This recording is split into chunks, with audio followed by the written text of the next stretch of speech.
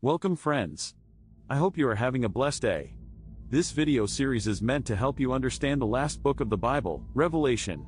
As mentioned in previous episodes, this book of the Bible can be very difficult to understand, so my goal is to explain each chapter in a way everyone can understand. If you have a specific question related to this chapter, please leave your question in the comments.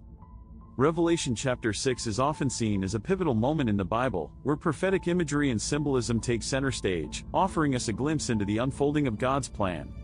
This chapter has sparked intense curiosity and debate among scholars and believers alike, making it a fascinating topic to explore.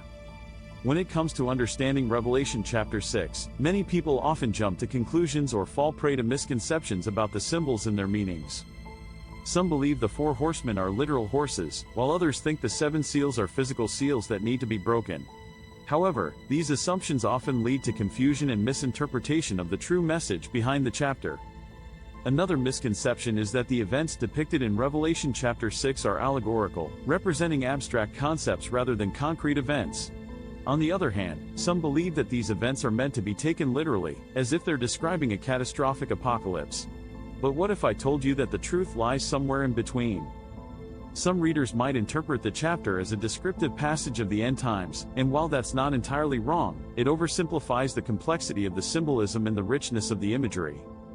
By doing so, we risk missing out on the deeper insights and revelations that this chapter has to offer. Before we go any further, you need to understand two important things. First, there are 21 judgments that God is going to bring upon the earth. There are 7 sealed judgments, 7 trumpet judgments, and 7 bowl judgments. This video will focus on the 7 sealed judgments. We will dive into the other judgments in future videos.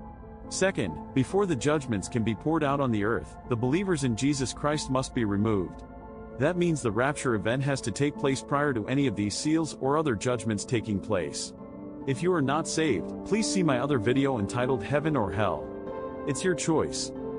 Now let's get started diving into the sealed judgments. In Revelation chapter 6, each seal opens a new vision or event on earth, bringing with it significant symbolism and meaning. The first seal. The white horse I watched as the Lamb opened the first of the 7 seals. Then I heard one of the 4 living creatures say in a voice like thunder, "Come." I looked, and there before me was a white horse. Its rider held a bow, and he was given a crown, and he rode out as a conqueror bent on conquest. As the first seal is opened, a rider on a white horse appears. This rider is given a crown and a bow, and he rides out to conquer. This image often represents conquest or victory, suggesting a force that aims to dominate. The first seal represents the rise of the Antichrist, who will bring peace to the earth for the first 3.5 years of the tribulation. While Donald Trump has said he is going to bring peace to the Middle East, once he is in office, it will not be like the peace the Antichrist is able to bring. The second seal.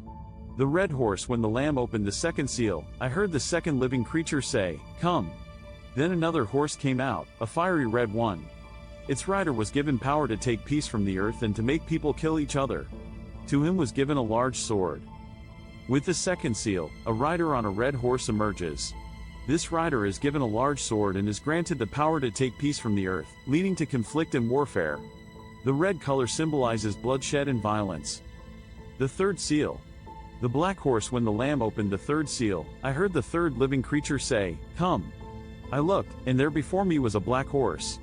Its rider was holding a pair of scales in his hand. Then I heard what sounded like a voice among the 4 living creatures, saying, 2 pounds of wheat for a day's wages, and 6 pounds of barley for a day's wages, and do not damage the oil and the wine. The third seal reveals a rider on a black horse. This rider holds a pair of scales, representing economic hardship and famine. As he rides, a voice describes the high cost of basic goods, indicating a time of scarcity and inflation. It will actually take a day's wage to feed one person 1 meal a day. Think about if you have a family of 4. Many people will die of starvation. The fourth seal. The pale horse. When the Lamb opened the 4th seal, I heard the voice of the 4th living creature say, "Come." I looked, and there before me was a pale horse. Its rider was named Death, and Hades was following close behind him. They were given power over a fourth of the earth to kill by sword, famine and plague, and by the wild beasts of the earth. When the 4th seal is opened, a pale horse appears, and its rider is named Death. Following close behind is Hades, representing the grave.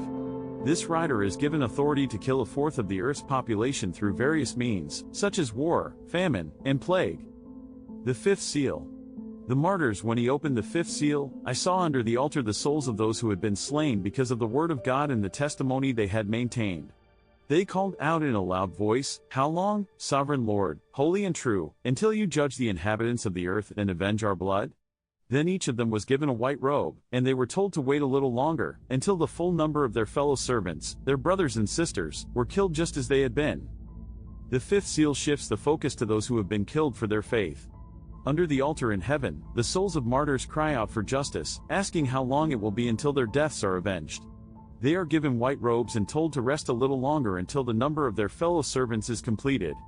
A multitude, too numerous to count, will have become Christians by the time this seal is opened and will have put their faith in Jesus Christ. The Bible says these Christians will be beheaded for their faith.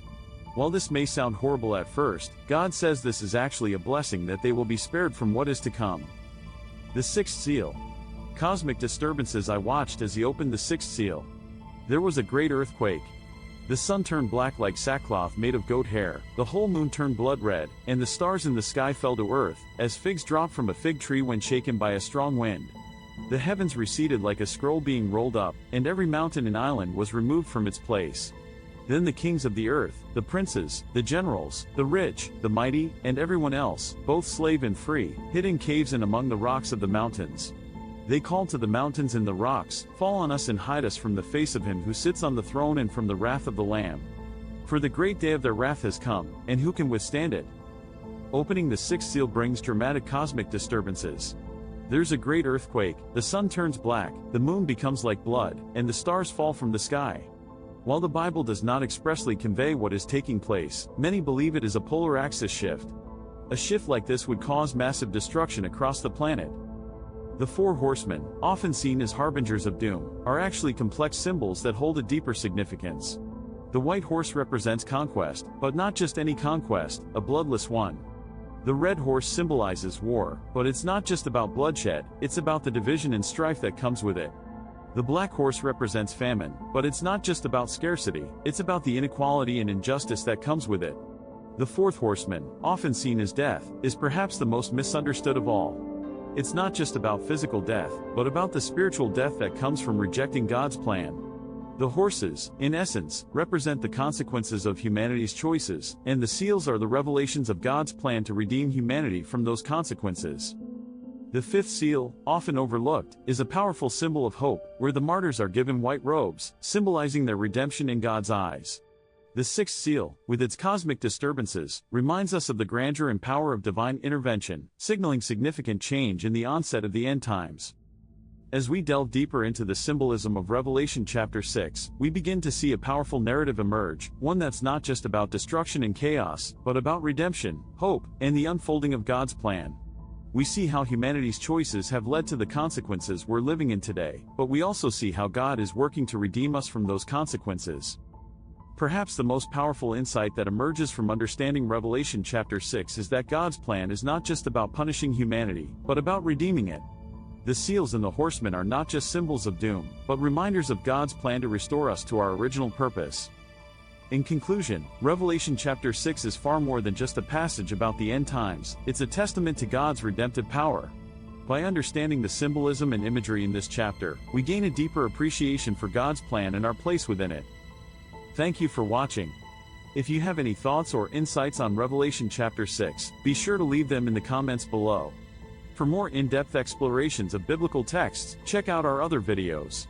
Don't forget to like, share, and subscribe for more content. Also, visit our Facebook page for timely news about events taking place in the world related to Jesus, end times, and the rapture. May God's blessings be upon you always.